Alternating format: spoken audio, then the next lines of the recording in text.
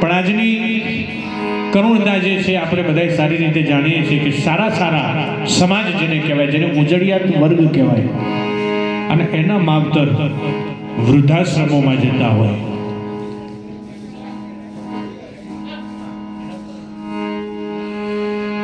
આજે પશ્ચિમી સંસ્કૃતિનું જે આંધળું અનુકરણ છે, હા હું એમ કહું છું કે જે સારું છે ને અપનાવાય. જે કોઈ ટેકનોલોજી ક્ષેત્રે, મેડિકલ ક્ષેત્રે જે કોઈ પ્રગતિ થતી હોય, જે કોઈ નવી શોધખોળ થતી હોય એને અપનાવાય અને એનો સદુપયોગ કરાય. પણ જે આંધળું અનુકરણ થઈ રહ્યું છે, આ વૃદ્ધાશ્રમો, એ આપણી સંસ્કૃતિ નથી, આ એક પશ્ચિમની સંસ્કૃતિ છે. અને પશ્ચિમની સંસ્કૃતિ માટે મારો કવિ લખે કે ફેશનનો જે માનો આવ્યો, અરે ડાન્સનો જે માનો આવ્યો, અને દુહાને રાહડા ગયા કે આવી આવી પશ્ચિમી સંસ્કૃતિ રે આવી રે આવી આવી પશ્ચિમી સંસ્કૃતિ ને આવી.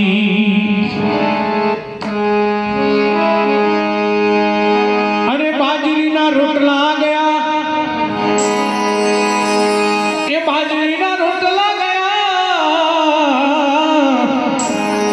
અને વેજીટેબલ ભોજન થયા કે આવી આવી પશ્ચિમી સંસ્કૃતિ ને આવી. આ પશ્ચિમી સંસ્કૃતિ આવી અને ફેશન ને વ્યસન લાવી, અને કોઈના મા ને બાપ વૃદ્ધાશ્રમમાં નથી જતા, પણ કોઈના સાસુ ને સસરા વૃદ્ધાશ્રમમાં જાય છે. યાદ રાખજો, 4 દીકરા છે, 5 દીકરા છે, 7 દીકરા છે, તો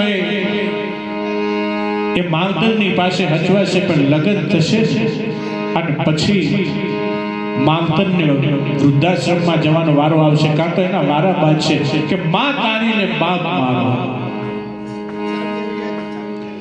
એક કાકાને 2 દીકરા હતા, એકનું ઘર આગળ હતું, એકનું ઘર પાછળ હતું. એટલે નાનો દીકરો કે બાપાને હું એ ના રાખું, મોટો દીકરો કે હું એ ના રાખું. 2 જણા લડ્યા, બથમ બથ્થા થઈ ગયા. અડધો કલાક સુધી લડ્યા પછી નાનો ભાઈ કે મોટા ભાઈ મને એક વિચાર આવે છે,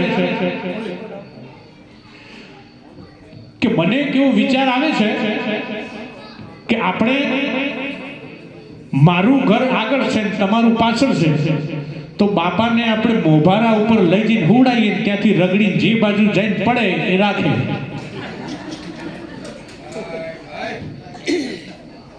બાપો કે આમાં આમાં મારા ભૂકા કાઢી નાખશો.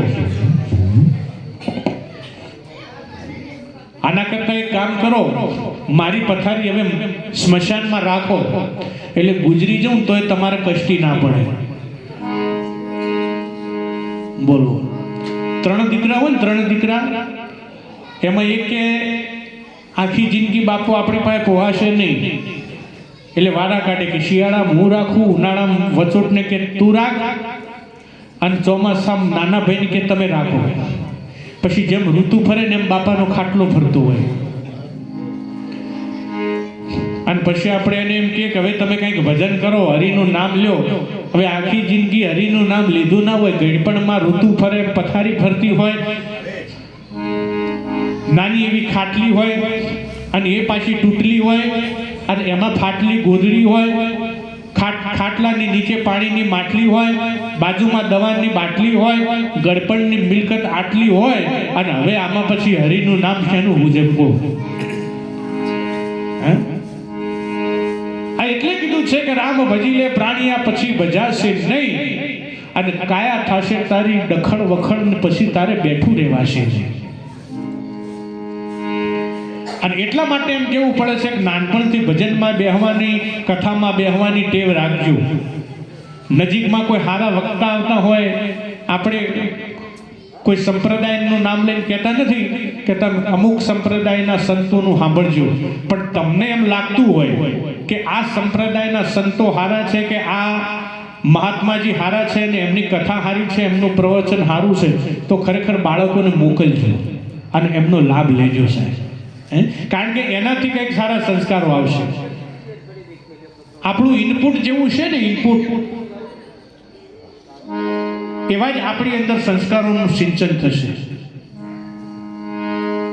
નહીંતર પશ્ચિમી સંસ્કૃતિની મેં વાત કરી ને હમણાં, એક પશ્ચિમી સંસ્કૃતિના બેન હતા, એમના છોકરાને હાલરડું ગાતા હતા. એ આએ આઓ આએ આ, કારણ કે કઈ સાંભળ્યું જ નતું, સારું આવડતું જ નતું, હું ગાય. એ આએ આઓ આએ આ, છોકરું હુઈ ગયું. બોલો, છોકરું હુઈ ગયું એટલે જઈને પૂછ્યું કે તનામાં સમજણ શું પડી, કેમ ઊંઘી ગયું?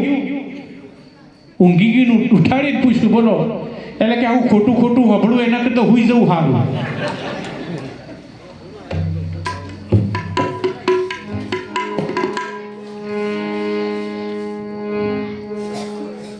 હમણાં એક વખતે એક બાળકનો જન્મ થયો અને છોકરો બોલ્યો, જન્મતાની સાથે જ બોલ્યો.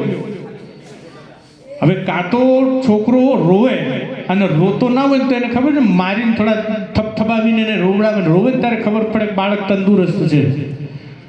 આ તો રોયો નહીં, હસ્યો નહીં, સીધો બોલ્યો. અને બોલ્યો તો કેવું બોલ્યો ખબર? ડોક્ટરની સામે જોઈને કે કાલિયા તેરા ક્યાં હોગા. ડોક્ટર ધ્રુજી ગયો કે હા હા પહેલો અનુભવ થયો આવો. એટલે એની મમ્મીને પૂછ્યું કે આનું કારણ? એટલે કે આ છોકરો મારા પેટ હતો ને એ વખત કે મેં 18 વખત સોલે જોયું હતું. આ એનો પ્રભાવ પડ્યો. બોલો, પહેલાના વખત કેવા આલરડા હતા કે દીકરો મારો લાડકવાયો દેવનો દીધે છે, વાયરા વજરા ધીરા વાયો એ નીંદમાં પોટેલ છે. અને હમણાં એક બાપા હતા ને, રોતા રોતા ગાતા હતા કે દીકરો મારો દારૂડિયો ખૂબ જ પીધેલ છે, વાયરા વજરા ધીરા વાયો એ તો પીને પોટેલ છે.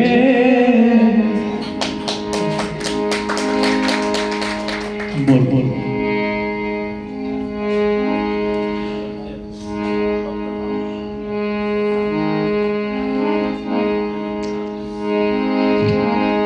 કોઈ માનવ, કોઈ મનખડા, કોઈ ઢાઢા ને કોઈ ઢોર, અને કોઈ દરબારે દીપતા, કોઈ સાહેબ ના કરના છો.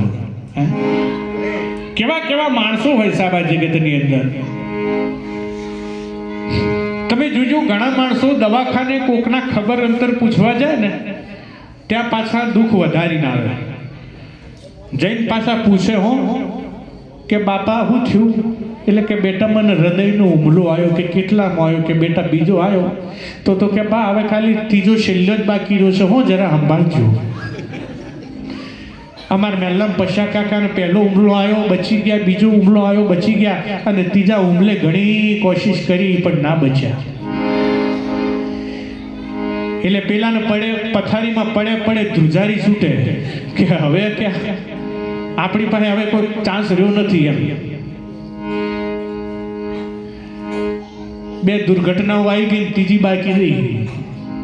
તમે જોજો, ઘણા લોકો છે ને પંખા ભેટ આપ્યા હોય, અને એમાં 3 પોખીઓ ઉપર 3 પેઢીઓના નામ લખાયા હોય.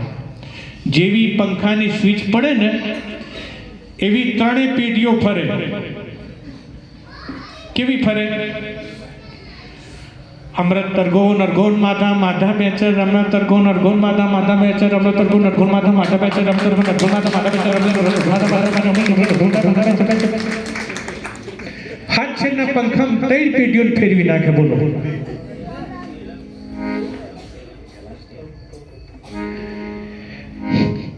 જેવી બીમારી એવા બાટલા હોય. નાની બીમારી હોય નાની નાની બાટલીઓ, મોટી બીમારી હોય મોટા ભેભલા બાટલા.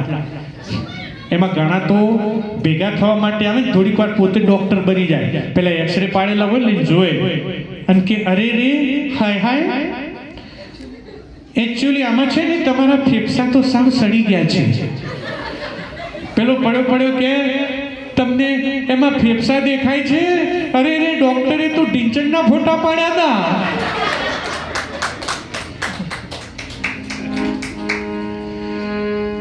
અને એમાં બાના ઉશીંગે છે ને ફ્રૂટ પડ્યું હોય, ચીકુ પડ્યા હોય, સફરજન પડ્યા હોય, એટલે અમુક ભેગા થવા માટે જાય ને એટલે હાથે બાળ મંડળને લઈને જાય. બાળ મંડળને લઈને જાય એમાં બાના ઉશીંગે જે પડ્યું હોય ને સફરજન ચીકુ બધું લઈ લઈને છોકરાઓ ના લે કે લે બેટા તારે તો ખવાય, ભાનું છે ને એટલે. અને ભાને કીધું બા તમે બોલતા નહીં હો, તમારા ડોક્ટરે ના પાડી છે બોલવાની. અને ભા પડ્યા વિચારતા કે એ માર ચીકુ જ્યું, એ માર સફરજન હેડ્યું લ્યા.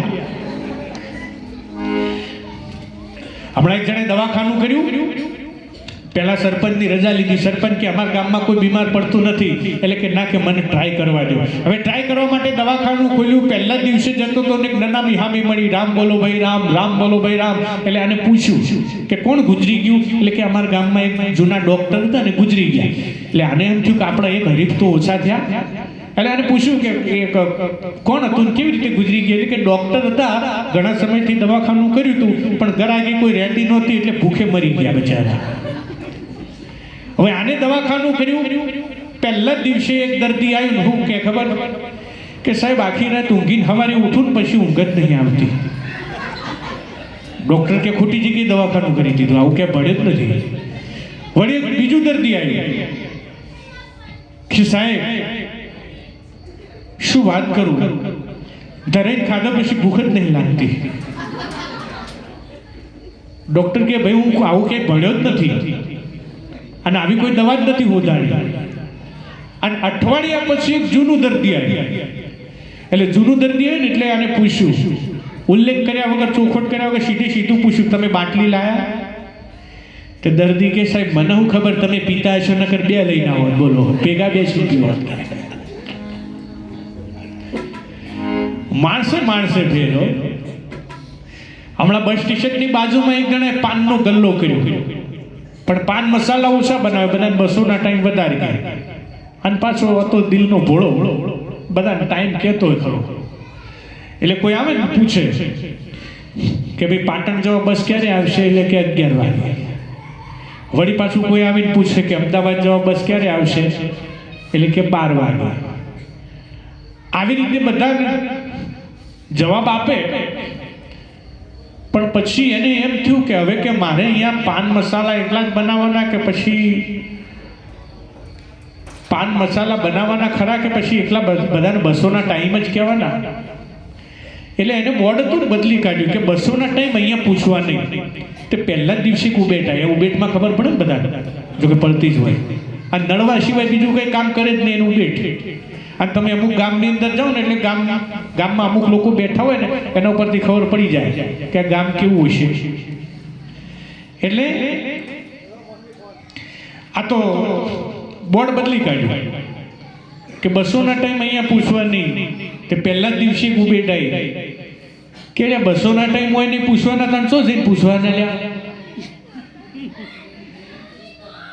પેલો કે ભાઈ બસોના ટાઈમ બસ સ્ટેન્ડમાં જઈને પૂછવાના. એને બોર્ડ બદલી કાઢ્યું કે બસોના ટાઈમ બસ સ્ટેન્ડમાં જઈને પૂછવા. અને વળી પાછી એક ઉબેટ આવી કે બસોના ટાઈમ બસ સ્ટેન્ડમાં જઈને પૂછવા. તમે જાણતા હશો ને કહેશો તો એમાં શું તૂટી જવાના હતા લ્યા તમે? પેલા વળી પાછું ચાકથી લખી કાઢ્યું અહીંયા કોઈએ કાંઈ પૂછવું નહીં. તે પછી છે ને હેવી ડેન્જર ઉબેટ આવી. હેવી ડેન્જર કે હોય કોઈને કોઈ પૂછવાનું જ નહીં. તાણ પહેલા હોય તને બધો શું પૂછતો હતો લ્યા?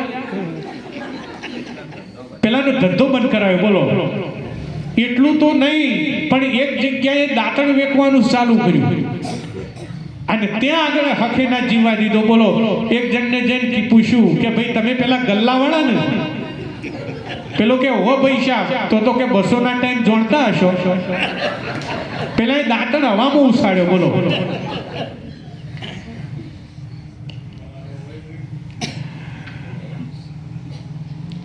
આ બસ સ્ટેશનની વાત નીકળી એટલે તમને વાત કરું. જુઓ, બસ સ્ટેશનમાં આપણું એલાઉન્સ કેવું થાય. અમે કોઈ પણ કલાકારો તમે જોતા હશો, જ્યારે કાર્યક્રમની શરૂઆત કરે ને એના પહેલા માઇક ચેક કરે, અને માઇક ચેક કરે એટલે પહેલા હલો બોલે, હલો ચી આવું બોલતા હોય. અને પેલા લોકો હલો ના બોલે, ખાલી ફૂંક જ મારે. કોઈ દિવસ એમના મોઢે કોઈ બસ સ્ટેશનમાં મેં હલો બોલતા સાંભળે નથી. બોલો, ખાલી ફૂંક જ મારી માઇક ચેક કરે. અને શું કે ખબર સાંભળજો, પ્લેટફોર્મ નંબર 4 ઉપર 5683 સિદ્ધપુરથી પાટણ જવા માટે વાયા નેત્રા કમલીવાળા હાજીપુર પાટણ.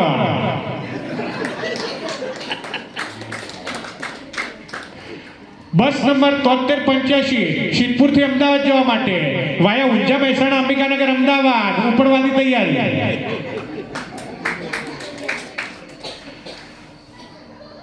બસ નંબર 8872 પ્લેટફોર્મ નંબર 6 ઉપર સિદ્ધપુરથી પાલનપુર જવા માટે વાયા છાપી કાણોદર પાલનપુર ઉપડવાની અણી ઉપર. કંડક્ટર બાબુજી કંટ્રોલ પોઈન્ટ ઉપર હાજર થાય. કંડક્ટર નાથાભાઈ 7 નંબરના પ્લેટફોર્મ ઉપરથી ગાયને 58 બસને મૂકો. આ બસ સ્ટેશનનું એલાઉન્સ. અને હવે તમે જોજો રેલવે સ્ટેશનનું એલાઉન્સ કેવું થાય. આમ તો મારે તમને એરપોર્ટનું એલાઉન્સ પણ સંભળાવું હતું, પણ એરપોર્ટમાં હું છે ને કોઈ દિવસ ગયો નથી, એટલે એ લોકો કેવું એલાઉન્સ કરે એની ખબર નથી. તમારા બધાના આશીર્વાદથી કદાચ વિદેશમાં પ્રોગ્રામ આપવા જવાનું થાય તો વિમાનમાં બેસવાનો મોકો મળે, અને તો એરપોર્ટનું એલાઉન્સ સાંભળવું. પણ જો રેલવે સ્ટેશનમાં એલાઉન્સ થાય ને એટલે કેવું એકદમ મીઠું મીઠું બોલે. હો, આપણને એમ ડાયાબિટીસ થઈ જાય એવું.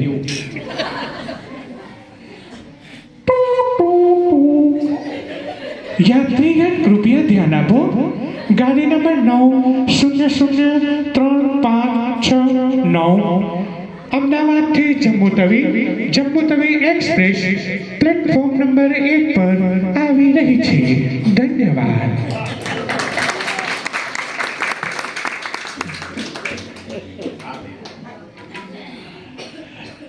આ રેલવે સ્ટેશનનો એલાઉન્સ હોય. પણ હવે આપણે પાછા ભજનની ધારા ઉપર જવું છે, અને